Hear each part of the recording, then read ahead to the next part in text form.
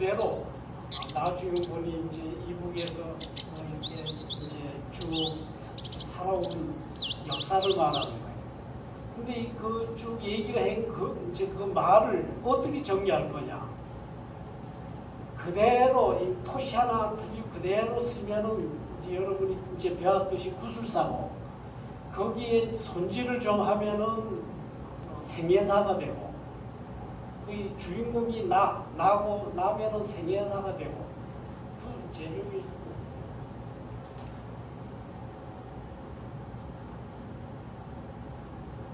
이제 구술사건 이 생애사는 이제 질문자하고 답변하는 사람이 서로 교류를 하면서 이제 그 말하는 사람 위주로 이제 나는 이러면서 쓰는 이제 그 생애사. 그래서 처음에 이제 이 구술사는 일종의 생애사를 쓴 거죠. 이 문경자 씨의 그 나는 하면서 이제 그 이야기를 하는 그거를 핵강각색을 하면서 이렇게 썼어요. 근데 이게 그런 식으로 이제 묵호의 이야기를 쓰기 시작했는데, 그때만 해도 나는 구술사란 말을 몰랐어요. 솔직히 말하면. 그 일종의 릅보다 이제 현장에 가서 취재를 하고 이렇게 묻고 질문하면은 글을 쓰는 하나의 릅보로 생각했지. 그게 구술사인지 나는 사실 몰랐어요. 그래서 이제 그 뭐 어쨌든 이제 이야기가 들어있는 이제 그 소재를 찾아야 하니까. 그래서 그 문경자 씨를 이제 처음으로 해서 이제 묵호에 대해서 이제 시작을 했어요. 근데 묵호는 내 개인적으로 내가 초등학교 4학년 때 처음 와간 곳이죠. 이 묵호는 그러니까 내가 초등학교 4학년이면 60년대 초반이거든요. 1960년대 초반은 묵호의 제일 큰 그 이제 묵은기. 진짜 묵호에 우리 부평행 사람들이 묵호에 한번 왔다 가면 줄새 한 날이라고 이제 그럴 정도로 이 부평은 이제 장날만 사람이 많잖아요. 근데 이 묵호는 매일 사람이 많아. 정말 어깨에 부딪혀서 파란 상거리 같은 데는 정말 사람이 많았죠.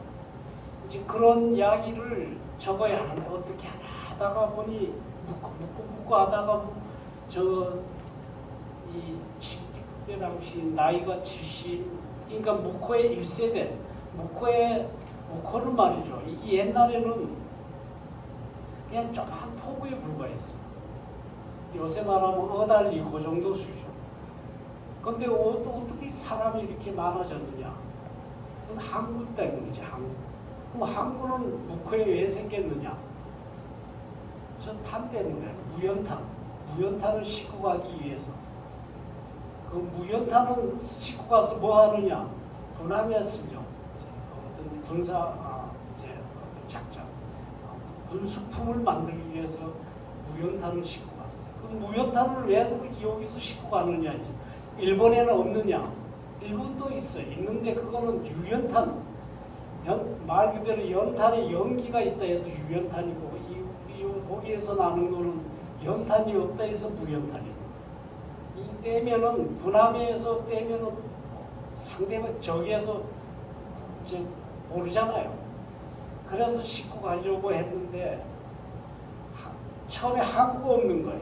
그래서 삼척항의 기존에 정항이 있어가지고 거기서 실으려 했더니 수신 때문에 큰 배는 못 오는 거예요. 그래서 이 묵호에 이제 그 소위 축조, 이제 그 방파제 축조 공사를 시작을 이제 했죠. 근데 이 묵호라는 곳이 어떤 곳인가 하면은 이 부산과 온산의 딱 중앙이랍니다. 딱 중앙. 그래서 옛날부터 이 항구가 생기기 전부터 이 부산에서 화물을 싣고 온산으로 가다가 이제 물을 싣고 기름을 중간 기점이 바로 묵호라는. 근데 이 항구가 없다 보니 들어올 수 없잖아요. 그러니 무정으로 치면 이제 조그마한 배들이 이제 그 배에서 필요한 물이나 기름을 싣고 갔답니다. 그리고 돌아올 때는 그 어떤 일용품을 싣고 이런 그 역할을 28년부터 했대요. 하다가 본격적으로 이제 31년부터 이제 특조공사를 했는데 이제 그 얘기 또 나중에 하고 어쨌든 이제 그 묵호를 이제 이야기 이제 르포식으로 써내려갔습니다. 갔는데 이 구술사 얘기는 언제부터 이제 하라고 하면 구술사란 말은 2000년대부터 있었어요. 그 전에는 사실 그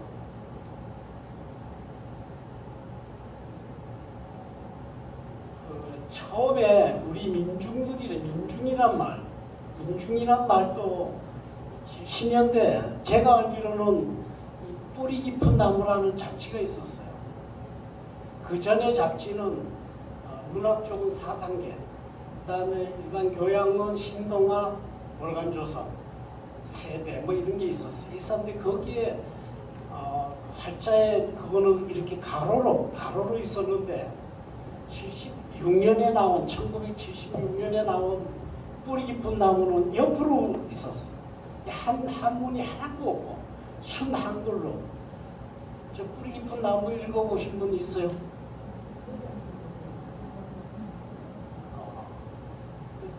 이걸 만든 분은 그 유명한 한창기라는 분인데 서울대에 나와가지고 이제 미국 갔다가 와서 이제 그 한국판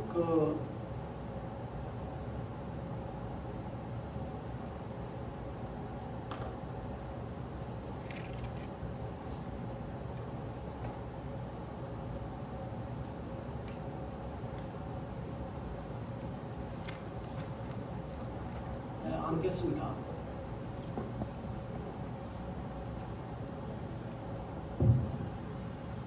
이 뿌리 깊은 나무를 보고 저는 사실 충격을 받았어요. 왜냐하면 거기에 숨어 사는 애톨박이, 그는 이렇게 산다. 이 땅에 이 사람들 털어놓고 하는 말, 이런 일이 있었다. 애롭지 않은 애톨돌이, 뭐 이런 제목으로 그때 당시는 그 전에는 알 필요도 없고 알려지지도 않은 이렇게 숨어 사는 이런 분들과 대담을 찾아가서 취재를 해서 쓰는 거예요. 야, 그래서 이 충격을 받았죠. 그래서 내가 글을 처음 이제 지면에 쓴 게 바로 이게 그 독자일 안에 이 뿌리 깊은 나무 어떤 글을 보고 소감을 적어 보냈더니까 이제 내 이름이 그 실력이 됐었어요. 이게 한 76년쯤 되는데. 하여튼 그래서 그때 당시에 읽었던 뭐 남사당 풍수쟁이, 이제 특히 그 재직이라는 말은 이제 그 동네 머슴입니다. 동네 머슴.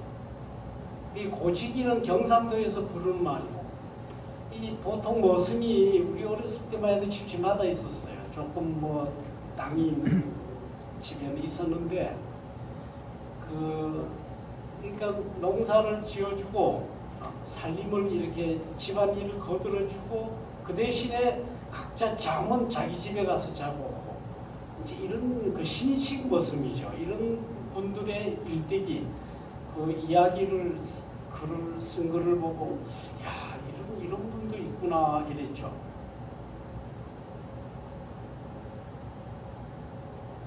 그런데 그때 당시 한창 이제 유신 이러느라고 이게 70년대 창간됐다가 4년 만에 그만 폐간이 됐어요. 이제 전두환 5.18 광주 사건이 일어나면서 이게 조금 문제가 있다 이래서 그 폐간시켰습니다. 그래가지고 그 후에 나온 책이 이제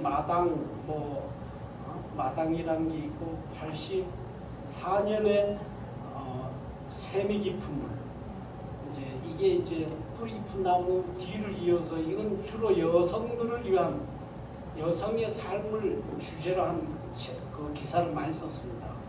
그래서 여기에도 그는 이렇게 산다 이런 제목하에 보부사회라든가 도편수, 학살 사건 뭐 이런 이제 글들이 나왔죠. 이제 그러다가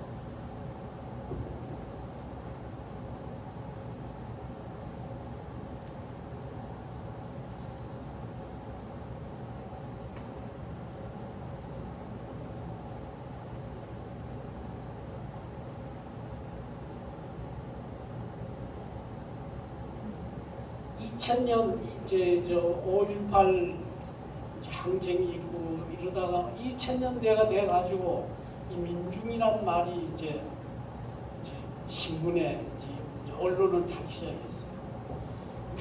그래서 근데 이러한 자료는 이 송정에 가면 오늘 안 왔는데 박영창이라는 그 분이 송정학당이라는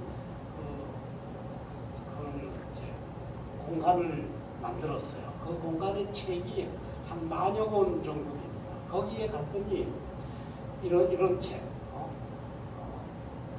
민중 20세기 민중 생활사 연구단이라는 이 단체에서 한국 민중 구술 열전이라는 책을 만들기 시작했습니다. 이게 이제 우리나라 최초의 소위 말해 구술이라는 용어를 쓴 그런 책이죠. 그리고 여기에 또 20세기 한국 민중의 구술 자서전, 이거는 구술 열전이 아니고 또 구술 자서전, 이거는 이제 나가 됩니다.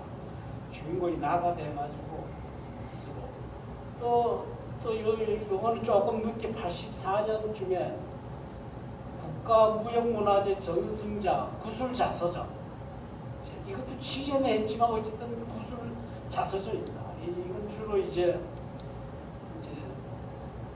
그 창하고 이제 그 선설이 산타령 이런 식으로 혹시 이제 그 구술을 전문적으로 쓰려면은 이런 책을 최소한 읽어봐야 됩니다. 읽으려면은 사기가 좀 그러면은 그 송정 버스포 거기에 2층에 그 송정학당이라고 있어요. 그건 항상 뭐 그냥 언제 가도 문이 열려 있으니까 가서 이렇게 책을 보시고 그런 좋을 것 같습니다. 97년도 1997년 10월이 되니까 이 이제 소위 그 IMF가 밀어닥친 거예요. 그러니까 이제 매년 그때 당시는 70년대 후반부터 90년대 후반까지 매년 15% 20% 공급이 올랐어요.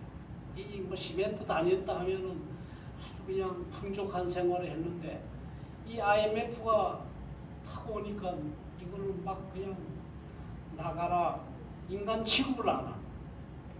특히 나는 이제 동양 시멘트에 다녔는데 그 삼척의 공장장이라는 분이 집합 이러더니 한 1000여 명을 모아놓고 뭐라는가 하면 이쪽 동해 항목 부평공장이라 부평공장에 우리 동양을 망하게 했다고 말이에요. 이러는 거예요. 그걸 그러면서 얘기가 이 부평공장으로 싣고 갈 크리카 그 시멘트 원료를 덤프 트럭에 싣고 끊임없이 오거든요. 와가지고 사이드에 넣고 그걸 수출하는데 지금까지 수출한 톤수가 몇 톤이고 그 고생한 노동자가 얼마인데 그 차 한 대준 3천만 원 3억을 줬다는 거예요. 한 달에 그 덤프 트럭한테 물류비를 3억을 줬는데 그 돈만 모아도 우리가 벌었다 이런 식으로 얘기하는 거예요. 야, 그건 말 되지도 않는 얘기잖아. 이제 그래서 이제 공장에 가도 일이 없는 거예요.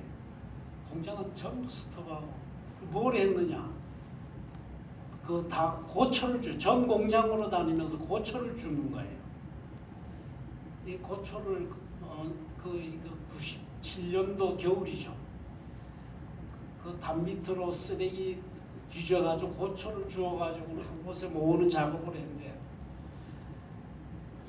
이게 정말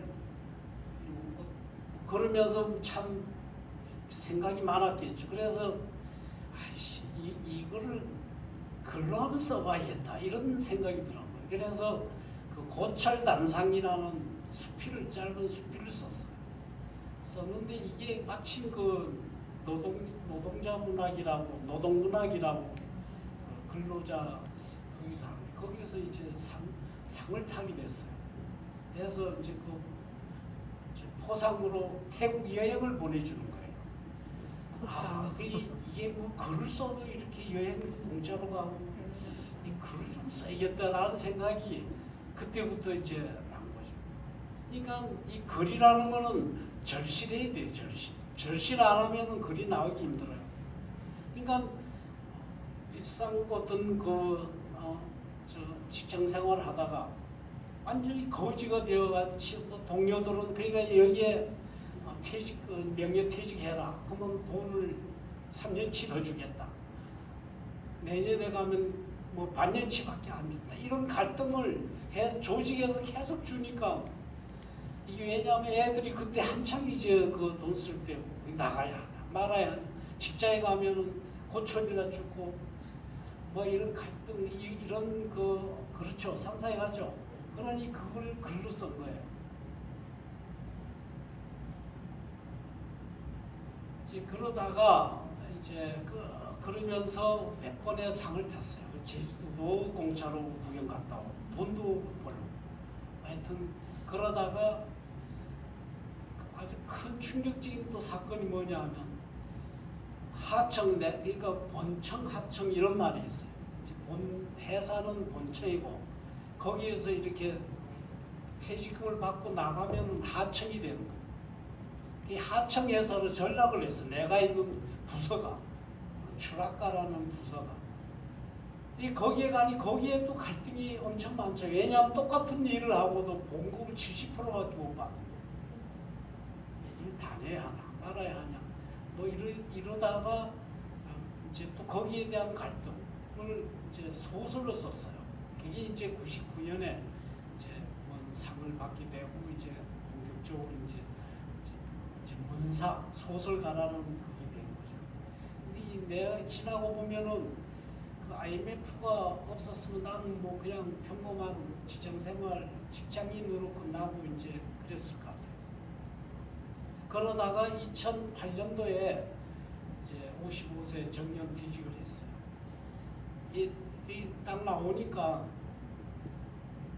이 보통 직장에서 퇴직하면 주어진 역할이 몇 개가 있어요. 첫째가 동창회장, 그다음 문중 일을 해라. 또 통장을 해라. 주민자치위원을 해라. 뭐 이런 거예요. 그래 내한테 주어진 게 주민자치위원이었어요. 내가 부평에 사는데 부평동에 주민자치위원으로 들어갔어요. 갔더니 지금 퇴직했대 사무장이라는 분이 동장하고 뭘 하는가 하고 그때 당시 참마을 가꾸기 사업 이제 그게 그 동네 꽃길 조성하고 뭐 이러면은 한 동에 1,000만 원씩 주는 사업이 있었어요. 2009년도에. 그리고 부평동은 할 게 없으니 우리 장터에 대해서 좀 책을 한 권 내는 게 어때요? 이러는 거예요. 나야 좋죠. 이래 된 거죠. 그래서 소위 그때 이제부터 이제 본격적으로 이제 구술할 사람을 찾아 나선 거예요. 부평 장터에 대해서 이야기할 사람. 그런데 이제 그 중에 내가 충격이라기보다는 이게 괜찮다 하는 게 문패 할아버지라고 이제 부평차에가 매일 두꺼비 집 앞에서 문패를 팔던 할아버지가 있었어요. 이 할아버지가 왜서 문패를 팔게 됐는지 한번 물어봐야겠다.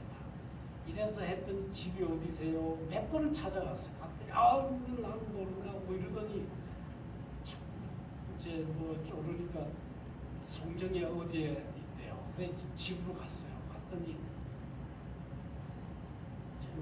한 방에 사는데 그 자기는 팔자가 장돌뱅이 팔자라고 해요. 아니 왜 그렇습니까 했더니 내 이름이 제린이라는 거예요. 제린. 제자가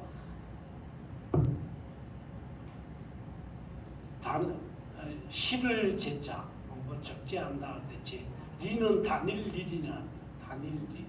그러니까 뭘 싣고 다니는 게 내 이름이니까 나는 단일 팔자밖에 없다 이거야. 이 아들은 뭐 좋은 회사 다니고 저도 뭐 아들하고 잘 사는 나는 집에 있으면 답답해 못 살겠다.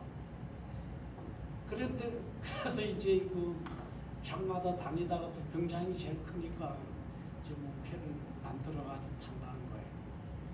야, 그래서 이게 이 사람들을 만나서 이렇게 질문하고 글로 쓰는 게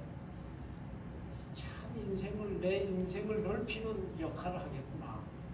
그 고모부 되신 분이 그 동원 김영기라는 분이 계세요. 그분이 사진을 많이 찍어놓은 게 있거든. 흑백 사진. 그래서 그 사진을 책에 많이 넣고 해서 소위 그 책이 나오는데 지금의 부평에 가면 왜 뒤뜰 그다음에 부평 장터 이런 그 선술집이 있어요. 그 벽면에 사진이 이렇게 쭉 걸려 있는 게 전부 그 내 책에서 그 확대해서 걸어놓은 거예요.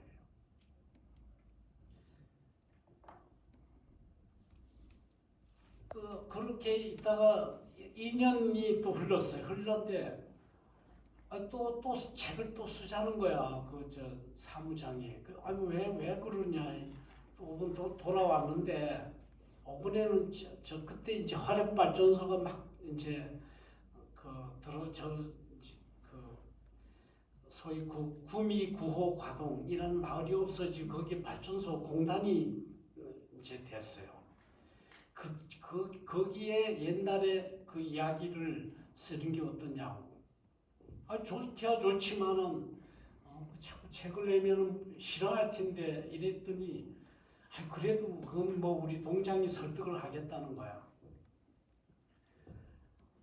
근데 과연 이게 이제 나는 많이 쓰고 그 취재를 해서 책을 내고 그때는 그 책에는 그림을 그렸어요. 옛날 이제 그려가지고 제법 괜찮은데 그게 이제 심사를 해가지고 어떤 기준에 대해야지 소위 그 1,000만 원이 나오는데 이게 안 된다는 거야. 심사 기준에 어긋난다는 거지. 책을 왜 자꾸 내놔?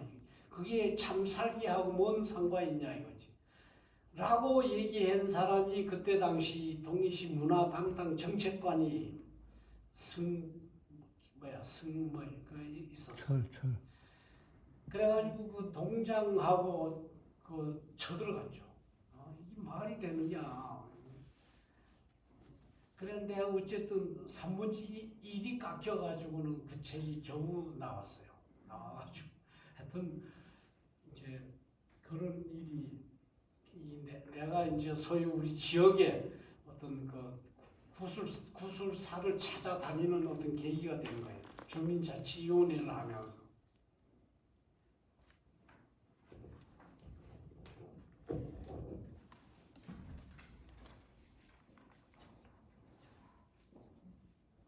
여기까지 뭐 질문이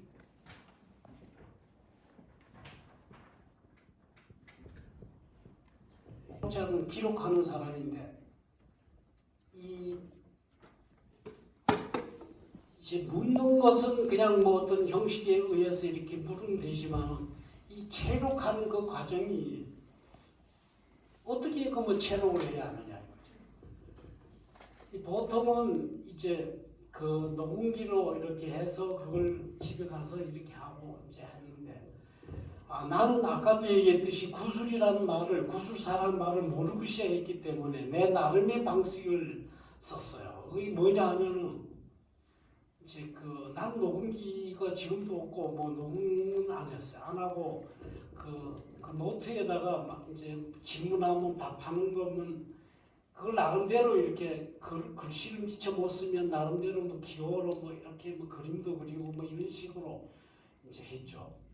해가지고 그거를 하루 지나면 까먹으니까 그날 밤에 그걸 오늘 한 걸 다 이렇게 이제 치는 거예요.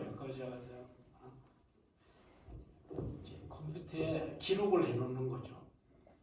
그걸 또 몇 번을 이제 수정을 했죠.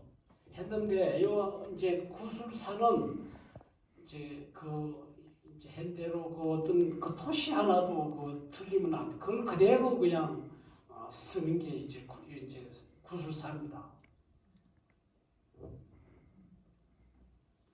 근데 그러면서 이제 보통 이래 할아버지들이 얘기할 때 보면은 사투리도 많고 그리고 뭐 접속사가 계속 반복이 되잖아요. 반복이 되고 이러면은 그런 걸 굳이 넣어야 하느냐 하지만은 그걸 이제 어떤 책을 보면은 넣어야 한답니다.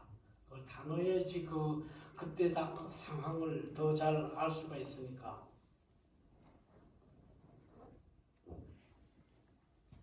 특히 이제 이제 반복적인 내용이라든가 눈빛, 뭐 재치기하고 몸짓, 손짓 이런 것도 다 이제 넣어야 하고 제일 중요한 거는 이제 사진 같은 거.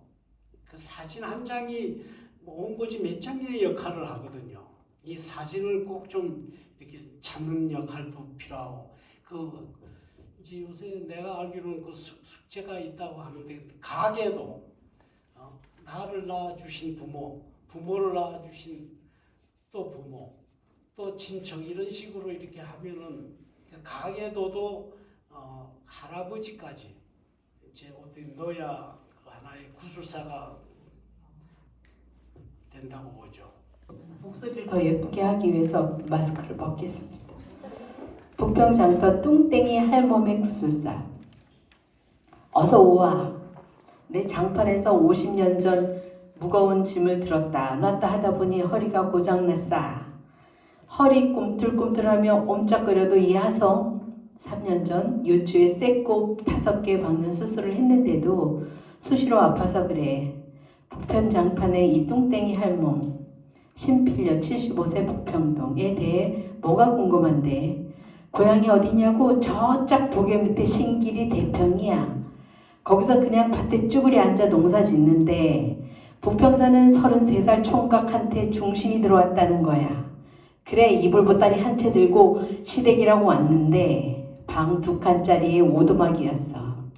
저 두타산 밑에 이길이에서 살다가 소 타고 소두뱅이 달랑찌개 하나 지고 살러 왔으니 새가 하나 없이 허당인데다 남의 집 행랑채였어. 부평 대구리 굴다리 왼편에 있는 모쟁이라는 마을인데 철길 옆이었어. 내는 아버지 닮아 어려서부터 몽둥이 하나는 시대. 시어머니, 시아버지, 시어머니 모시고 그냥 남의 논밭 소작하며 아들 둘의 뱃속에는 언나가 들어있었어. 그럭저럭 사는데 사단이 난 거야. 남편이 저녁만 되면 아이고 배야 하며 엎드려 끙끙 앓는 거야. 그때는 큰 병원이 삼척에 있는 천주병원이었어. 그래 가서 증상을 얘기했더니 멀건 겔포스 약을 줬어. 그걸 먹으면 조금 덜했다가 점점 더 심하게 하라 할 수 없이 병원에 입원해 정밀 진찰을 했더니 위암 말기라는 거야. 앞이 캄캄했어. 요새처럼 수술은 엄두도 못 내고 남편은 그냥 그렇게 앓더니 40도 안 된 나이 먹고 정월초사흘에 저 세상으로 가고 말았어. 앞으로 우타 사나 저 어린 것들 뭘로 먹이고 늙으신 시부모는 우타 모시나 기가 막히게 눈물도 안 났어. 그런 판에 3년도 아니고 석 달이 지났을까 난데없이 중신이 들어온 거야. 2층 집 가수원 움막에 노총각이 살았는데 그 애밀한 사람이 나한테 아들과 재혼을 하라는 거야. 나는 기가 막혀 아주머니 나는 애들이 셋인데 어찌 구말리 같은 자제분 생각은 안 하시냐 하며 삶은 호박에 이도 안 들어가는 말이라고 이도 안 들어가는 말 하지 말라고 했어. 마침 시숙이 돈 5,000원을 주기에 콩을 사서 콩나물을 기르기 시작했어. 몇 편의 실패 끝에 겨우 단을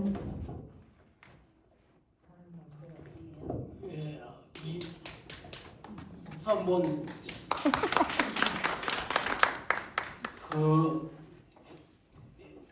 좀 알거든요. 저희 내가 2013년에 그 조통장 남봉기라는 소설집을 발간했습니다. 그때는 동예대학인데 나보고 조금만 뭐 얘기 좀 오늘 식으로 뭐 떨려가지고 뭐 말을 할 수 있어야죠. 그래가지고 그때 생각해낸 게 이 소설 몇 장을 읽으면 시간이 가겠구나 이래가지고는 그때 당시에 시낭송가가 있었어요. 지금도 뭐 동예시 낭송은 이겁니다. 그래서 두 분을 부탁해서 그 소설 읽고 아주 그때는 그런 그 적이 있었어요. 그리고 오늘 아주 낭송 잘하시죠? 네. 안 들어봤어요. 어때가 너무 이 뚱땡이 할멈은 어떻게 만난거 하면은 내 어렸을 때 우리 집이 과소를 했는데 우리 집에 와서 사과를 사간 적이 몇 번 있거든요. 그래 그 기억밖에 없는데 근데 저분을 어떻게 옛날 물어볼 그건 엄두가 안 났죠. 그런 부평 이야기를 쓸 때인데 하루 자전거를 타고 이렇게 이제 제 만경대로 갯목을 해 도는데 할머니가 혼자 이렇게 가는 거야. 저 현진 아파트에 사는데 인사를 이렇게 했더니 그래서 이제 몇 마디를 탁 던져보니까 그 말하는 게 이 문체 그대로예요. 구구절절이 그냥 그래서 무슨 길거리에 앉아가지고 이제 이야기를 시작했죠. 근데 이야기는 이제 구술사식이 아니고 생애사 쪽으로 써야겠다라는 생각을 했어요. 하고 생애사나 특히 구술사 얘기 조금 슬픈 얘기 나오게 하려면 자꾸 질문을 그런 식으로 유도를 해야 하거든요. 거기에 참 이런 같이 어떤 데는 울어도 주고 이분이 그 도계장에 가가지고 그 옆에 힘이 장사입니다. 지금도 장사인데 이 허리에 쇠가 들어가는 바람에 지금은 좀 겨우 걸을 정도예요. 그때는 남보다 한 2배 힘이 세니까 가는데 옆에 텃세 할 때 싸움이 났는데 거지가 보고 부평만 부평이 잘한다 이거지. 부평 그 아줌마가 내가 부평에 사는 줄 어떻게 아냐 이거지. 도계 거지가. 그래서 내가 혼자서 홀몸인데 애 새 키우는데 내가 뭐 남자라도 사귀면은 이 소문이 금방 퍼질 거 아니냐. 몸조심해야겠다. 이거 다시 다짐했다. 뭐 이런 얘기가 있고. 참 그런 얘기를 이래 들으면은 뭐 정말 이런 거를 기록 안 해두면은 어떻게 하냐. 이제 그 얘기 만약 안 해놓으면은 그 가족들만 본인만 알다가 없어질 거 아니냐. 그래서 이 기록이라는 게 한번 해놓으면은 이게 이제 참 우리 인생살이를 풍족하게 하지 않겠냐 이런 생각을 그때도 또 했습니다. 그 나무가 사마철광에서 나왔다는 거예요. 사마철광 사태. 몰랐죠? 근데 이게 사마철광이라는 데가 이제 사마제철에 철광석을 대주기에 철광 회사가 41년에 생겼는데 광석을 캐보니 철성분이 적는 거예요. 그래가지고 2년 만에 문을 닫아요.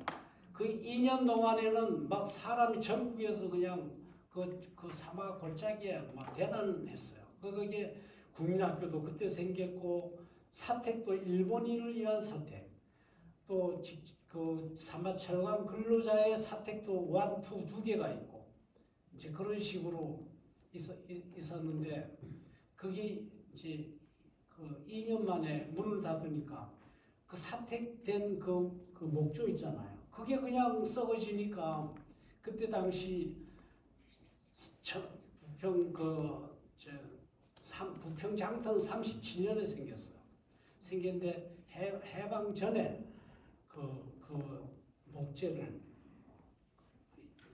그때 당시 면장이 얘기해서 그걸 헐어서 이제 짓고 일부는 송정에도 짓고 이제 그런 얘기를 증언을 하더라고요. 다음에 북삼은 진짜로 그 지금은 엄청난 변화가 있었는데 특히 그 대동 아파트 단지. 근데 그 전에는 그게 벌판이었거든요. 효과리, 세운리, 도엘이 그 정도만 있었는데, 근데 특히 그 효과리에는 효자가 그게 많잖아요. 여기 이제 요 뒤편에 그때 썼는데 너무 많아가지고 뒤편으로 남겼습니다. 그래가지고 이 이야기에 있는 동네에 보면은 이거 이제 효자가 뭐 경운제, 추원제니 이게 이제 많죠. 그래서 이제 결국은 이제 2019년, 2020년에 이제 문화원에서 회의를 하다가 이제 아까 얘기했듯이 무코를 찍을 때는 너무 그 무코가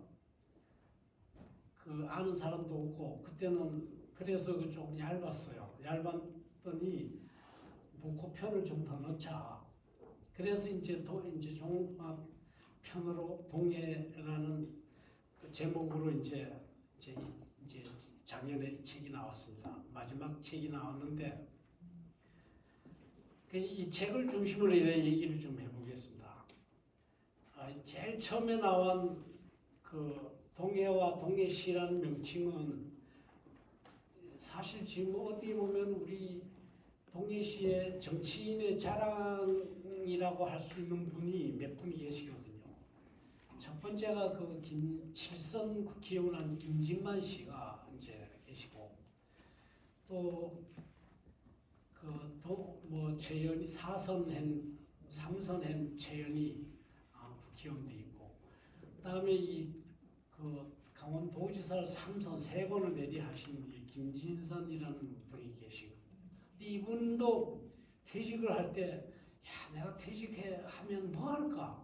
뭐 하면서 지낼까? 이런 고심을 많이 했답니다. 해서 이분이 또 착실한 불교 신자입니다. 불교 신자인데 그래도 내 고향을 위해서 뭔가 해봐야겠다. 그래서 소위 말해 동해라는 이 지명에 이제 필이 꽂혔어요. 그래서 이제 동해 모임을 하나 가자. 이런 생각으로 이제 메모를 인터넷 뒤지고 책을 뒤져가지고는 이 메모를 많이 했어요. 그래서 그거를 어느 날 내한테 보여주는 거예요. 그래서 아주 거기 보면은 이제 소위 동해라는 지명의 역사가 이렇게 쭉 있어요. 그러니까 그걸 이렇게 나름대로 이걸 실리는 게 좋겠다 해서 이렇게 실렸어요. 근데 이 동해라는 지명은 사실은 쌍용 때문에 생겼거든요. 쌍용 양예가 상하에 1966년에 와가지고 67년에 이제 소위 일부를 준공을 합니다. 하고 공장 이름을 지을 때 쌍용 양예 영월에 있거든. 영월 공장이 있거든. 영월에 있고 그러면 여기는 쌍용 양예 상하 공장이래야 하잖아요. 그때는 그러니까 70년대니까. 그런데 문제는 이제 쌍용의 퀼은 제일 중요한 돌을 이렇게 굽는 그거는 사마리에 있고 이 사무실 지금 본사 2층, 3층 사무실은 1호리에 있거든요. 그러면 이걸 1호리로 쌍용양의 1호 공장이라 할 거냐, 3화 공장이라 할 거냐 이래가지고 말이 많았어요. 그래서 처음에는 3화 공장으로 했더니 1월에 사람들이 쳐들어왔어요. 와가지고 왜 우리 동네에 그 사무실 지어놓고는 사마라 붙였느냐 이런 항의가 있었답니다. 그래서 다시 회의를 해보니까 1월 1일이 사만이 벗어나고 앞으로 우리가 대단히 동양 아시아의 제일 큰 공장을 지을 텐데 수출 전문으로 하니 저 넓은 동해 바다로 태평양으로 갈 거니 그래서 동해를 붙이자 이렇게 됐답니다. 그래서 그게 76년도가 그렇게 됐어요. 근데 이게 이제 우리가 이제 소위 80년에 이제 묵호읍과 부평읍이 합쳐 동해시로 될 때 많이 많았고요. 뭐 북묵시로 할 거냐, 묵북시로 할 거냐, 뭐 하여튼 이게 이제 많았는데 이제 강원도에서 동해가 좋다. 이래서 이제 동해시가 탄생된 겁니다. 전국을 봤지만은 이 동해가 제일 살기 좋더라. 그래서 떠나지 않는다. 또 아이들의 고향이기 때문에 되돌아왔다. 이런 얘기들이 있습니다. 하기사 여기서 십몇 년 군 생활 이래 하다가 고향에 가봐야 친구들 다 떠나 있고 객지 오히려 고향이 객지처럼 느껴질 거고 여기는 이제 몇 기 이러면은 이제 다 도망갑니다. 그래서 여기는 동해 살기가 좋다. 그다음에 항구에 사나이들이 완투가 있는데요. 동해시가 이제 국제항이 두 개입니다. 동해항과 묵항이 있는데 이 우리 시민들은 저 울타리 안에서 뭔 일이 벌어질까 사실 모르거든요. 뭐 비밀이 그래 많은지 높은 담에 뭔 일이 있는지 짐작만 할 뿐입니다.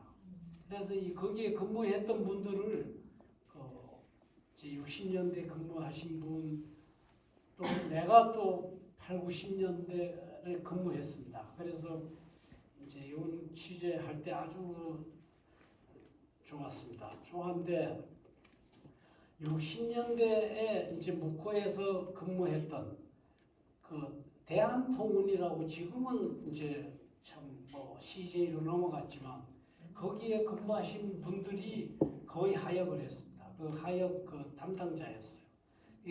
묵호에 이분을 만났더니 바나나를 그때부터 아마 수입해 왔답니다. 그래서 일하면서 바나나를 슬쩍 이렇게 한 부대쯤 해서 이렇게 먹으면 그렇게 꿀맛이었다. 뭐 이런 진술도 있었고요. 60년대 당시에 묵호는 정말 검은 호수였어요. 우리도 가끔 와보면 하늘에는 이 검은 연탄가루가 끊임없이 날렸죠. 왜 날렸느냐 하면은 묵호역이 두 개입니다. 항역이 있고 묵호역이 있고 묵호 항역에 스톱했다가 항내로 들어옵니다. 들어와가지고 하역을 하면은 요새처럼 기계가 하는 게 아니라 뚜껑을 밑에 옆으로 있는 뚜껑을 열면은 그게 그냥 쏟아지거든요. 하역장에. 그러면 그 검은 먼지가 그냥 참 상상. 그리고 그걸 또 배에 실을 때 오죽했겠습니까? 그리고 이제 일본 놈들이 옛날에 일본에서 한마 일제시대 때 선적기가 있었습니다. 선적기. 사람이 싣는 게 아니고 곤배를 타고 와가지고 선적기에서 바로 배 안에 들어가는. 거기는 큰 배들이 선적하고 요 작은 배들한테는 이제 목도질 이제 항문 노조원들이 이렇게 지게에 짊어지고 그렇게 일일이 배에 실었습니다. 싣다 보니 먼지가 아니라 연탄 가루가 오죽했겠습니다. 그런 얘기들이 이렇게 있습니다. 있고 배가 요사이처럼 큰 배가 애항선이 들어오면은 도대체 어떻게 할까? 뭔 일이 벌어질까? 뻔하거든요. 저 배가 이래 항구에 아무 배가 항구에 막 못 들어옵니다. 항상 이 무전으로 이제 항만치 지시를 받아야 합니다. 저 동해항 몇 번석 거기 자기 그 선석이 있습니다. 선석 거기에 배가 있으면 못 들어오잖아요. 그러면 애항 바깥에서 기다립니다. 기다리다가 이제 무전으로 이제 입항하세요 하면은 선장이 멋대로 들어오는 게 아니고 도선사라고 있습니다. 파이로트라고 하는 그 조그만 배를 타고 나갑니다. 나가서 그 도선사의 지시로 그 배가 항구로 들어오거든요. 들어오면은 이 배가 이렇게 이제 오면은 그 다음에는 뭔 일이 벌어지냐 하면은 이제 수속을 해야 하지 않습니까? 애국에서 왔으니까 그 수속을 하는 회사가 대리점입니다. 대리점. 그 대리점에서 법적 수송, 그 다음에 수속, 남은 혹시 뭐 밀수를 해왔나, 밀수 없다, 또 무슨 병이 있냐 이런 걸 조사를 합니다. 그리고 뭐 무슨 짐이 필요하느냐 이렇게 하고요. 그 다음에 검정회사라고 있습니다. 서베이어라고. 이제 배는 항상 물 위에 떠 있기 때문에 이게 일일이 저울에 달아갈 짐을 실을 수 없잖아요. 이 물 위에 떠 있기 때문에 이 물이 얼마나 이 배 안에 있고 앞으로 몇 톤을 싣고 그러면 이 배가 화물을 실으면 가라앉을 거 아닙니까? 그러면 이 헐수라고 해서 배에 가면 이렇게 눈금이 있습니다. 그걸 가지고 계산을 합니다. 그 계산하는 게 검정사입니다.